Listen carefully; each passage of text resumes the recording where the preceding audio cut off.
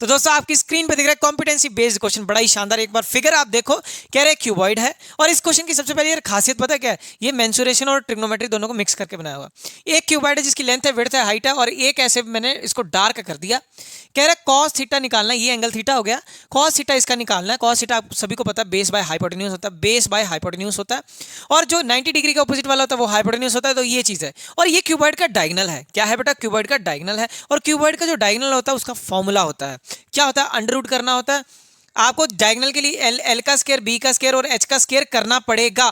और ये जो बेस दिया हुआ है, बेस क्या इसमें ये वाली चीज है। अब इस चीज को आपको विजुलाइज करना पड़ेगा थोड़ा सा कि ये जो फेस है, अगर इस फेस को आप यहां से देखोगे बेटा, यहां से देखोगे तो ये फेस कुछ ऐसा दिखेगा आपको, जिसमें ये चीज आपकी लेंथ हो जाएगी, ये चीज आपकी लेंथ हो जाएगी, और ये चीज आपकी बी हो जाएगी।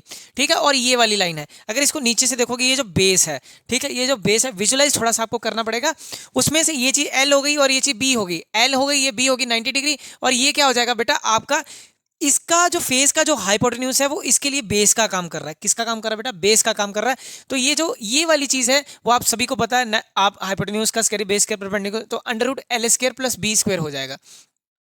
किसी का हाइपोटेन्यूज किसी के लिए बेस, इसका हाइपोटेन्यूज इसके लिए बेस, तो बेस की वैल्यू यहां पे क्या आ जाएगी? Under root L square plus B का स्क्वायर। ठीक है, तो पहले पार्ट का तो मैंने कर दिया। एक और पार्ट उसने पूछा हुआ है, कह रहा है अगर ये क्यूबॉइड ना हो, क्यूब हो, तो क्या चीज बन जाएगा? तो क्यूबॉइड नहीं है, तो अगर ये क्यूब है, क्यूब में हमें पता है लेंथ विड्थ हाइट सब बराबर होता है, एल बी और एच सब बराबर होता है, तो सभी को एक टर्म में लिख लो। अगर मैं देखूं अंडर रूट डाल के, एल को अगर एल ही छोड़ दूं, ये बी को भी एल ही कर दूं, नीचे एल स्क्वायर, सभी को एल स्क्वायर में कन्वर्ट कर दूं, कब? जब ये अगर क्यूब हो जाए। तो ये कह रहा है क्या कॉस थीटा का रेशो बनेगा? तो एल स्क्वायर कर दिया, बी की जगह मैंने फिर क्या कर दिया? एल स्क्वायर कर दिया, फिर एच स्क्वायर की जगह फिर मैंने एल स्क्वायर कर दिया।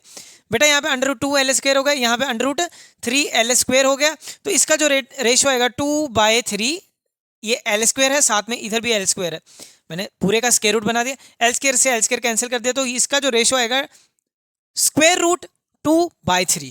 तो ये आपका एक आंसर रहेगा इस क्वेश्चन के लिए। ऐसी और जानकारी के लिए इस चैनल को बहुत ही अलग अलग मटेरियल मिलेगा, जरूर सब्सक्राइब करें। थैंक यू, जय हिंद दोस्तों।